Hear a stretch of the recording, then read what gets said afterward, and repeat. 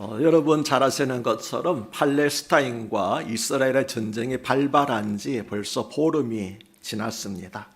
그동안 양측의 사상자가 죽은 사람과 또 부상당한 사람들 포함하여 벌써 수만 명에 이른다고 합니다. 더 어려운 것은 이 전쟁이 자칫 중동 전체의 전쟁으로 확산될 가능성이 있다는 것입니다. 만일 그렇게 되면 이미 러시아의 우크라이나 침공으로 어려움을 겪고 있는 세계 경제가 더 깊은 불황의 늪으로 빠져들게 되는 것이 분명합니다. 이 전쟁을 결코 강 건너 불 구경하듯이 지켜볼 수 없는 이유가 여기에 있는 것입니다. 그런데 우리 기독교인들에게는 이스라엘의 평화가 중요한 또 한 가지의 이유가 있습니다. 그것은 이스라엘의 회복과 평화는 우리 주님이 재림하시는 것과 굉장히 밀접한 관계에 있기 때문입니다.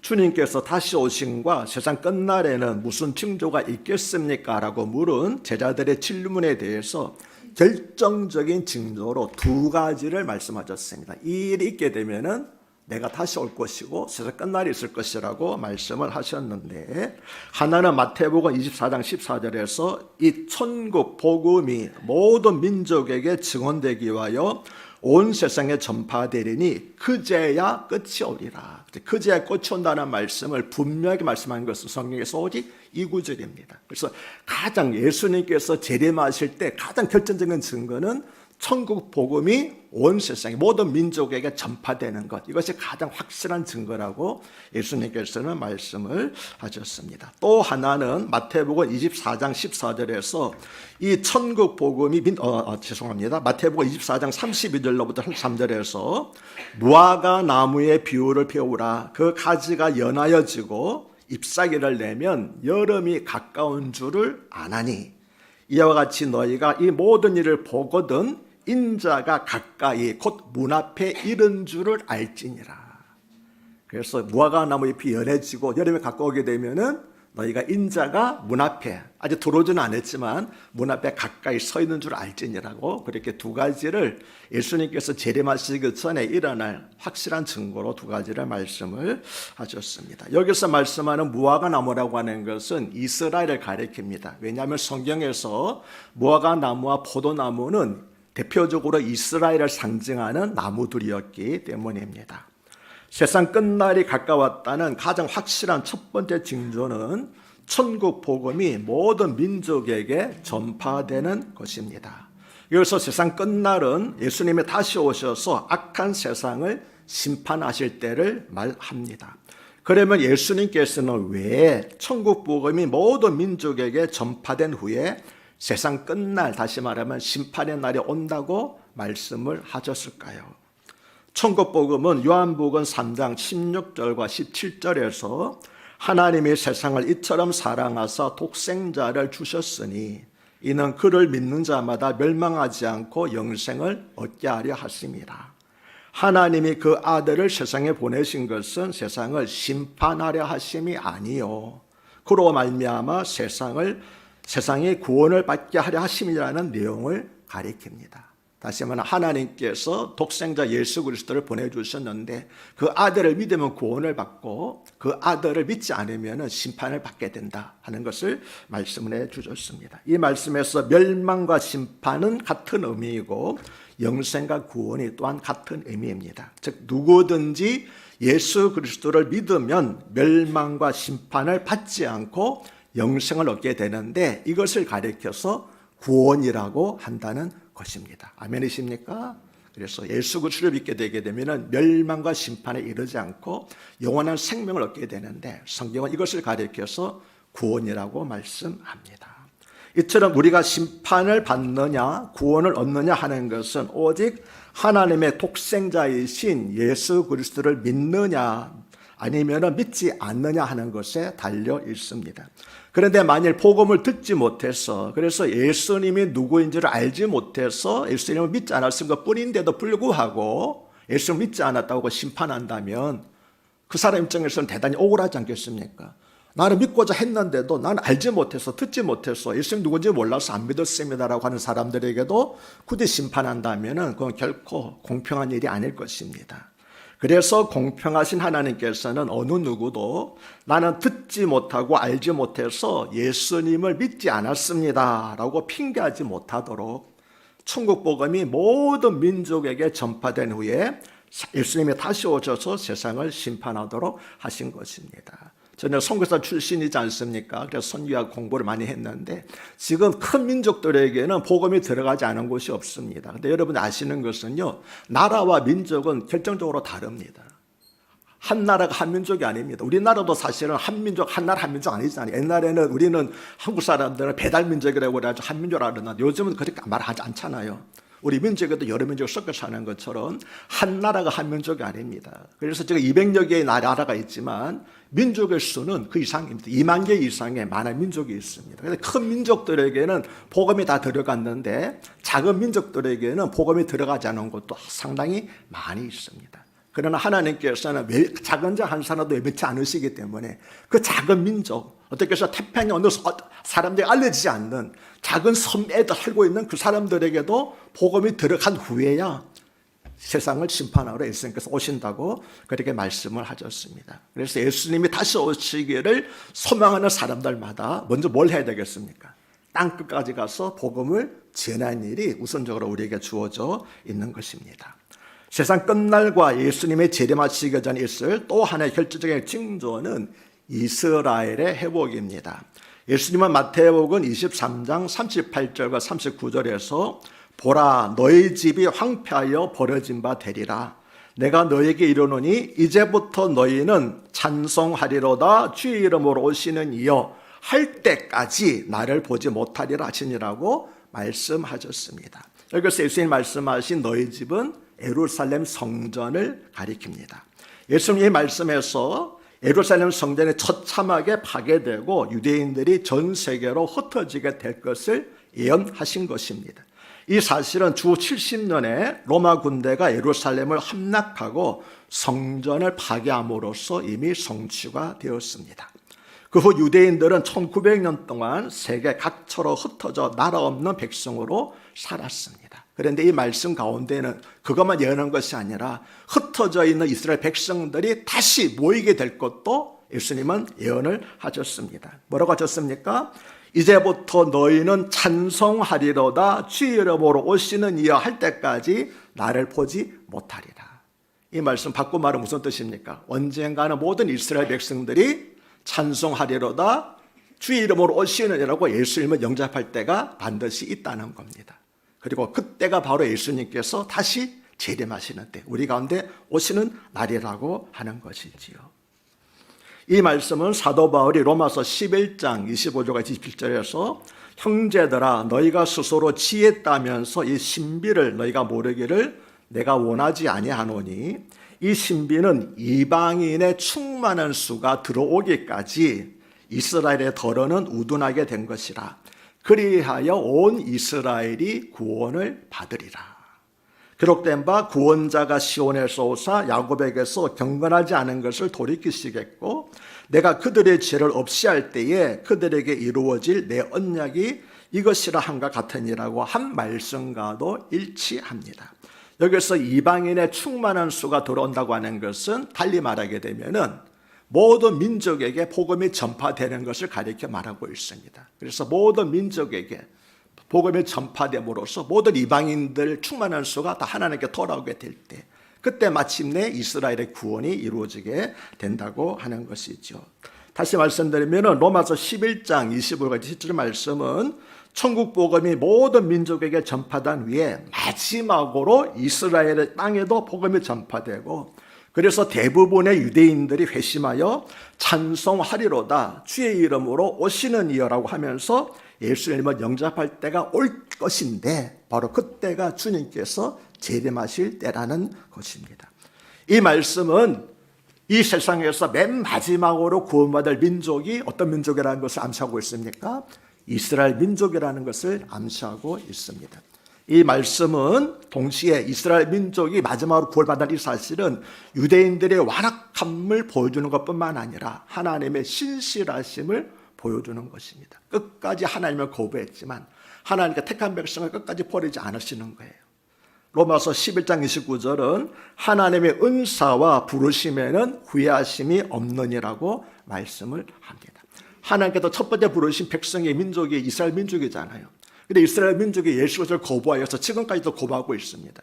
그러나 하나님께서는 첫 번 택했던 그 민족을 결코 버리지 않으신다는 거예요. 하나님의 부르심과 은사에는 결코 후회하심이 없기 때문에 하나님은 끝내 마지막에 하는 그들까지도 구원하신다는 것이 이 말씀인 것입니다. 그리고 이사야 9장 7절은 만군의 여호와의 열심이 이를 이루리라고 말씀하고 있습니다. 우리 인간적인 노력이 그걸 이루는 것이 아니라 만군의 하나님의 열심이, 약속하신 하나님의 성실하심이 이 일을 반드시 이룰 거라고 말씀하고 있습니다. 사랑 여러분들 믿으시기 바랍니다. 내가 하나님을 택한 것이 아니고 하나님께서 나를 택하셨습니다. 우리는 하나님을 잘못했겠다고 후회할지 모르지만 하나님 우리 택하고 후회하지 않습니다. 아멘이십니까? 하나님께서 내가 어떤 사람을 다 알고 계시고 부르셨기 때문에 결코 후회하심이 없었습니다. 마지막까지 우리를 지켜주시고 구원을 완성해 주실 줄로 믿으시기를 바랍니다. 그런데 온 이스라엘이 구원을 받으려면 먼저 이스라엘이라는 나라가 있어야 하지 않겠습니까? 그래야지만 그 땅에 유대인들이 모여 살 수 있는 것입니다. 하지만 이스라엘 나라는 주 70년 이후에 지구상에서 완전히 사라지고 말았습니다. 그러나 예수님께서는 앞에서 말씀드린 것처럼 마태복음 24장 32절 33절에서 무화과 나무의 비유를 배우라. 그 가지가 연하여지고 잎사귀를 내면 여름이 가까운 줄 아나니 이와 같이 너희도 이 모든 일을 보거든 인자가 가까이 곧 문 앞에 이른 줄 알라고 말씀을 하셨습니다. 무화과 나무는 앞에서 이스라엘 나라를 가리킨다고 말씀드렸지요. 예수님은 1900년 동안 지구상에서 완전히 사라진 것 같았던 이스라엘 나라가 기적적으로 다시 건국될 것을 예언하신 것입니다. 그리고 이스라엘 건국은 인자가 가까이 곧 문 앞에 이른 것에 대한 징조라고 말씀하셨습니다. 유대인들은 지난 1900년 동안 전 세계에 흩어져 살다가 1948년 5월 14일에 우리나라보다 조금 몇 달 앞서서 독립국가를 세웠습니다. 그리고 1967년에 6일간의 중동전쟁에서 승리하여 예루살렘도 회복했습니다. 이것은 예수가 37장 21절에 주 하나님이 이같이 말하노라. 보라, 내가 이스라엘 자손을 그들이 간 이방 가운데서 베어내어 사면에서 그들을 모아서 그들의 본토로 데려와 이스라엘 산들 위에 있는 땅에서 그들을 한 민족으로 만들 것이니라고 한 예언의 성취였으며 에레미야 23장 23절에 또 내가 그들을 몰아낸 모든 나라에서 내 양떼의 남은 자들을 모아서 그들을 그들의 양우리로 다시 데려오리니 그들이 다산하고 번성하리라는 예언의 성취였습니다. 그런데 이스라엘 회복은 예수님의 재림에 가까운 징조이지만 결정적인 징조는 아닙니다. 예수님의 재림에 대한 결정적인 징조는 유대인들의 민족적인 회심이기 때문입니다. 모든 유대 민족들이 한 사람도 빠짐없이 구원받는 건 아니지만 유대 민족 가운데서 대다수가 예수를 믿게 되는 것, 그걸 민족적 회심이라고 그러는데 그것의 결정적인 증거입니다. 이스라엘 회복, 나라의 건국은 문 앞에 가까워 이르렀다는 증거고, 그 다음에 예수님께서 완전히 이제 임하신다고 한 증거는 이스라엘 백성들이 예수님을 회개하고 믿게 되는 그 순간인 것입니다. 그러나 아직 예수님을 믿는 유대인의 수는 미약합니다. 2018년 통계에 따르면 이스라엘은 300개의 메시아닉 교회가 있고 약 3만 명의 성도가 있다고 합니다. 여기서 메시아닉 주는 예수님을 믿는 유대인들을 말합니다. 이스라엘 전체 유대인의 수가 9만 명 정도니까 메시아닉 주의 숫자는 0.3%에 불과합니다. 아주 미미하지요. 그러나 이 숫자는 1999년에 81개 교회에 5천 명이었던 메시아닉 주가 20년 동안에 6배로 증가한 숫자입니다.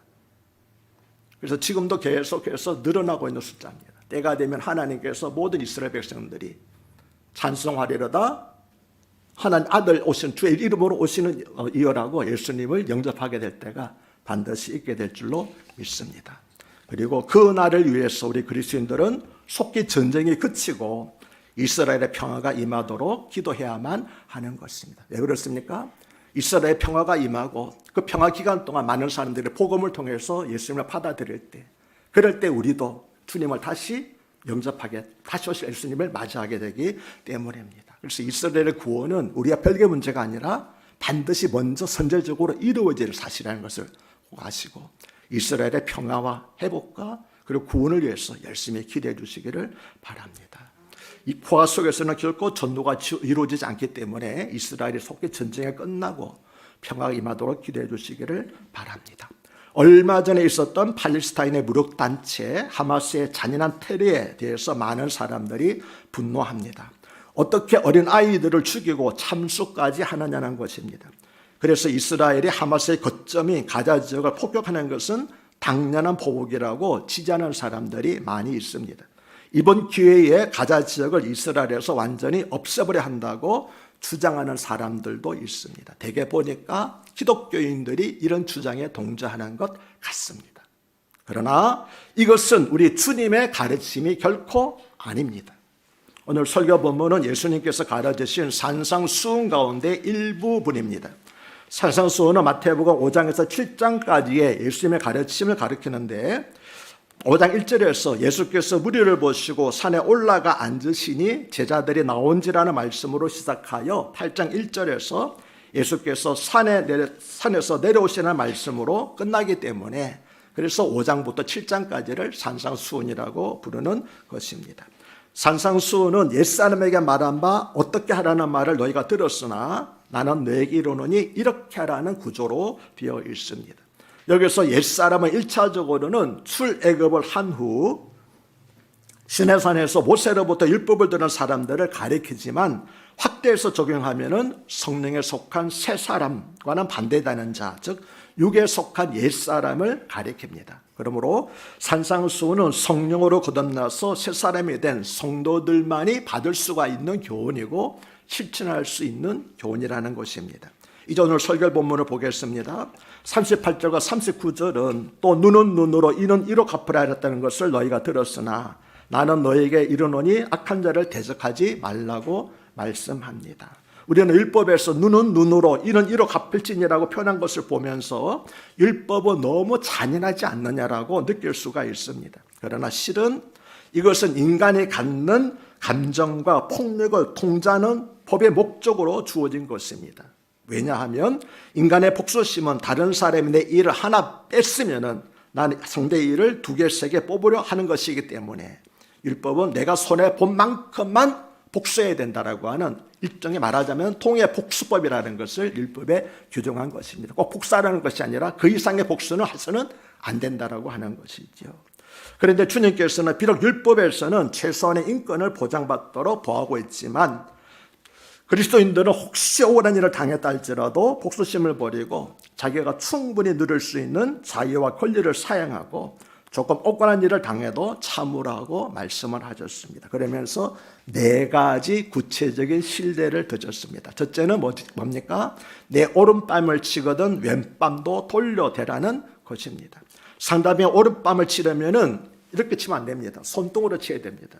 손바닥으로 치는 것도 모욕하는 일이지만 손등으로 치는 것은 더 큰 모욕이거든요.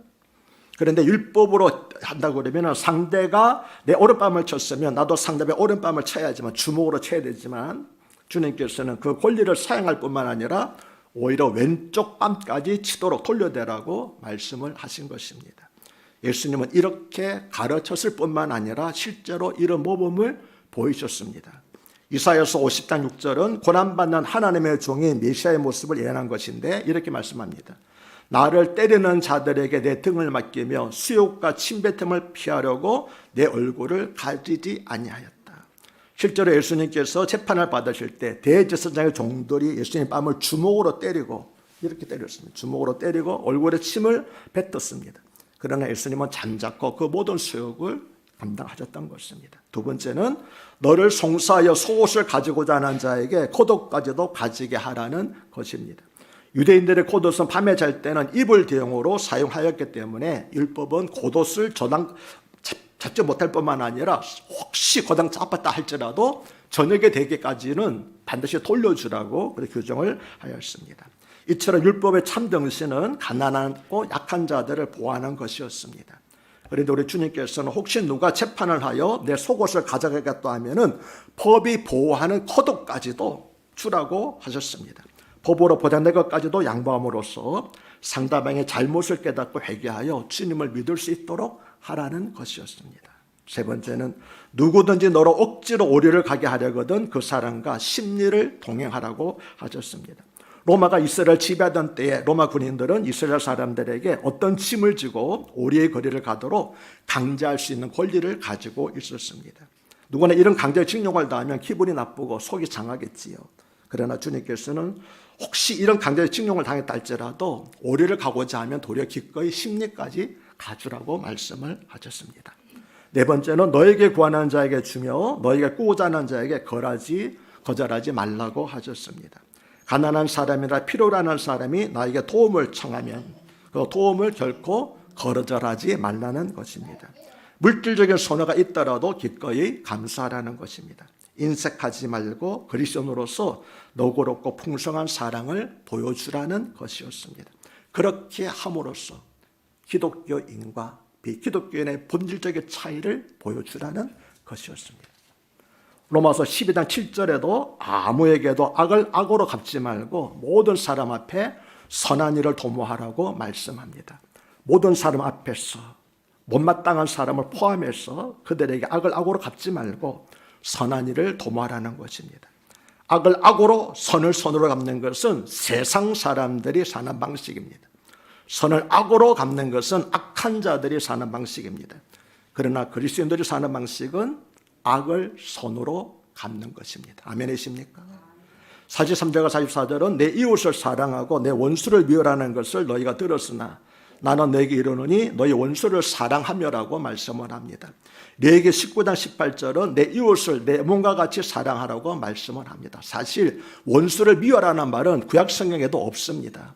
그런데 이 바리새인들이 성경을 해석할 때 내 이웃을 사랑하라는 말만 있고 원수를 사랑한 말은 없으니까 자기들 나름대로 이웃을 사랑하라고 그랬으니까 이웃을 사랑하라고 말만 하고 원수를 사랑한 말은 없으니까 거꾸로 원수를 미워해도 된다고 가르쳤다라고 자기들 나름대로 엉터리로 해석을 했습니다. 그래서 예수님 말씀하시기를 이웃을 사랑하고 원수를 사랑하라는 말을 사람들에게 들었지만 그거 잘못된 것이라는 거예요. 나는 너에게 이르노니 그렇게 하지 말라고 하는 것이지요. 나는 너에게 이르노니 너희 원수를 사랑하라고 말씀을 하셨습니다. 주님께서는 원수를 미워하지 않을 뿐만 아니라 도리어 그를 위해서 기도하라고 하셨습니다.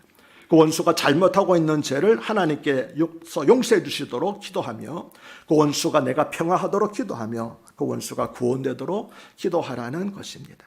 45절은 이같이 한즉 하늘에 계신 너희 아버지의 아들이 되리니 이는 하나님이 그 해를 하늘에 있는 해입니다. 악인과 선인에게 비추시며 비를 의로운 자와 불의한 자에게 내려주심이라고 말씀합니다.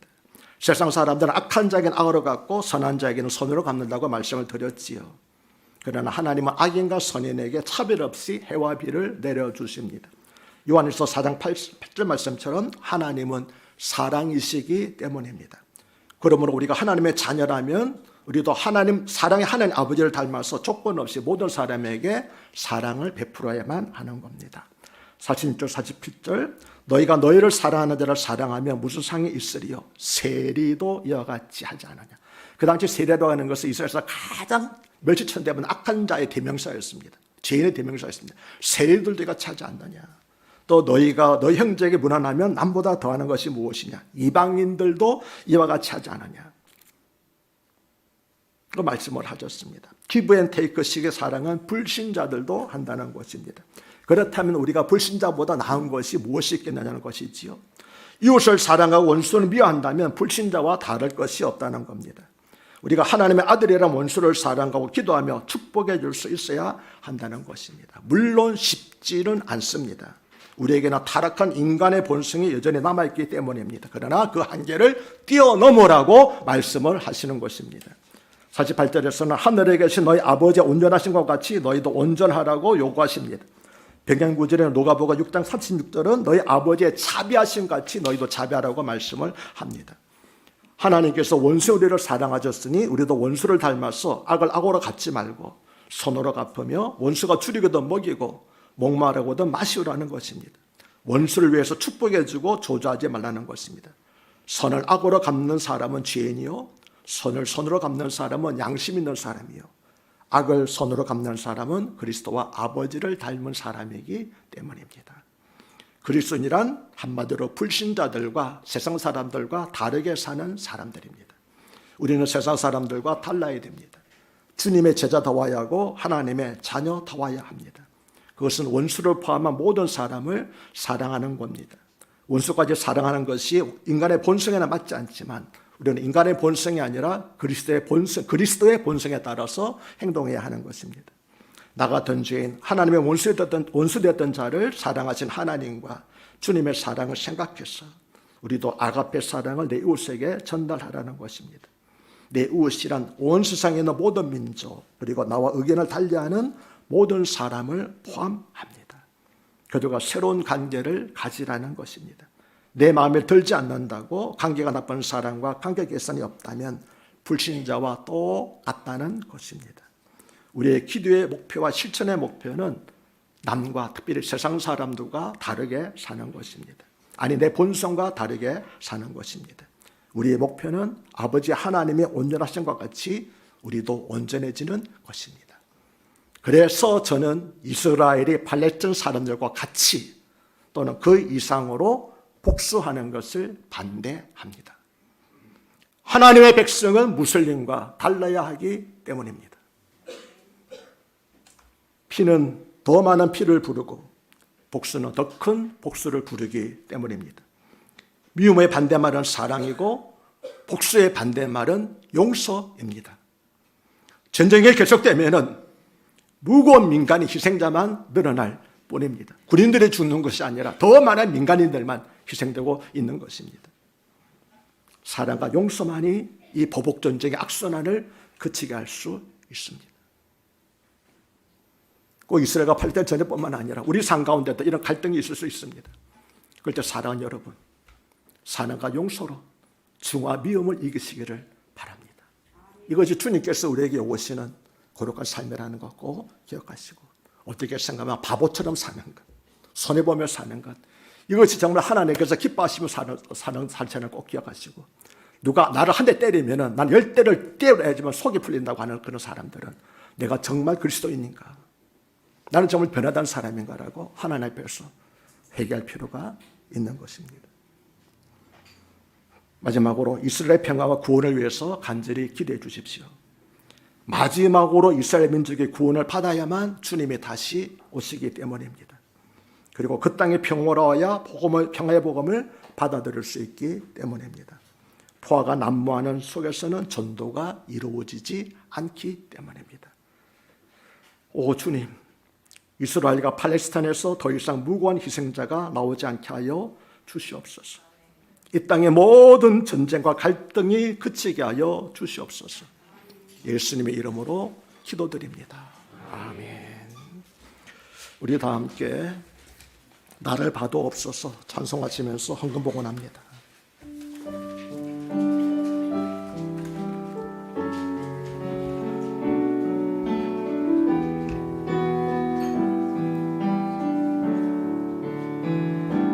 주님 내가 여기 싸우니 나를 보내소서.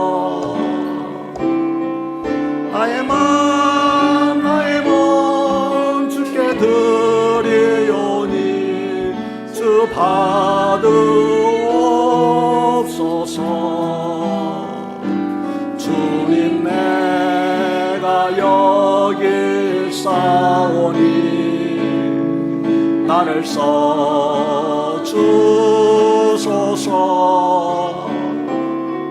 가진 것 모두 다 주께 드리오니 주 받으옵소서. 아멘. 할렐루야.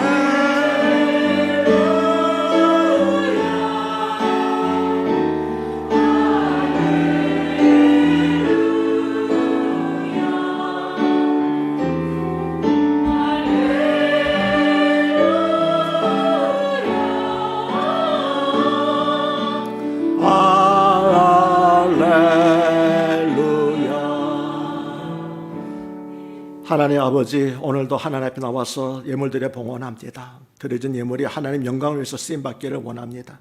11조 구별해 드린 까닭은 내 삶의 주인 되신 하나님께 모든 것을 구별해 드리며 하나님께 내 삶을 간섭해 주셔서 악한 마귀 악한 세상에 하나도 하나님 것을 빼앗기지 않고 헛되이 쓰지 않도록 다짐하며 드린 예물이 없나니 주여 이 믿음을 받아 주시옵소서. 나의 삶의 모든 것이 어디 하나님의 영광만 위해서 쓰임받을 수 있도록 내 생명도 목숨도 건강도 가정도 자녀도 기업도 직장도 지켜보존하여 주시옵소서. 감사함도 드리면서 겸손히 기도 제목 담아 드렸습니다. 구하고 생각하는 것 위에 후에 넘치도록 주시는 하나님 은혜를 경험하게 하옵시고 구제헌금과 성경금 드렸습니다. 특별히 성경금 내가 가지 못하는 곳에서 목숨을 걸고 선교하는 선교사님들 위해서 기도했사오니 적은 물질이지만 저들을 이 물질을 통하여 선교사님들이 힘을 얻고 위로를 받게 해주시고 전대물이 활짝 열리는 데 쓰임받게 하여 주시옵소서. 구제헌금을 통하여서도 연약한 분들이 이상 살아갈 힘을 얻게 해주시기를 간절히 바라고 원합니다. 우리 특별히 큰 사랑교회 성도님들에게 물질의 복을 풍성히 주셔서 더 많은 곳에 베풀고 나누는 축복의 통로가 되는 삶을 살게 하여 주시옵소서. 그렇게 줄 줄로 믿사오며 우리 주 예수 그리스도의 이름 받들어 감사하며 축복하며 기도합나이다. 아멘.